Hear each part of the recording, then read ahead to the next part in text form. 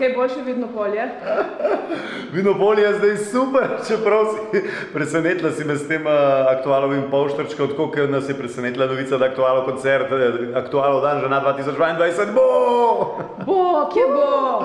Stožice, 4. marca, že popoldne se dobimo z aktualovo galamo in pol žurka, po moje bomo potegnili tako, kot že dolg ne.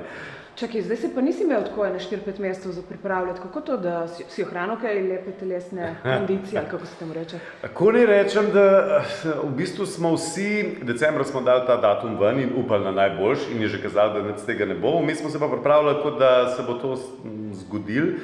Sicer je pa zdaj tik predstaviti, pač iskreno bom povedal, scenarija ta moment še nimam do konca narejenega, telešček pa. Telešček vedno. Kdo je s tabo na odru? Kdo so voditelji na tem pač velikem koncertu?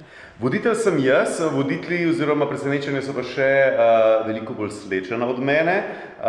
Imamo pa nekaj glasbenih gostov, pol bodo pa nastopili Zdravko Škender, Luka Basi, Tomislav Bralič, Klapa in Trade, nastopili bojo, zdaj samo upam, da ne pozabim, Maligar sem že povedal, ali še ne še? Ne, nisem. Nisem še, okej, in grupa Vigor in Isak Palma pa Mance Špihza, pa mislim, da sem vse naštel. No, v glavnem, če sem koga, nisem zanalaš, nimam plonk cegelca, tako da mi je mogoče kaj z glavo šlo. V glavnem, presenečenja, žurka, gostinska ponudba, obvezna maska, vse bomo poskrbeli, da bo kar se da varno in da predvsem bo skoraj tako kot včasih. Skoraj tako kot včasih. Je kakšna pomembna informacija za ljudi, ki bodo prišli na koncert, pa ki imajo morda že karte, kako je s tem?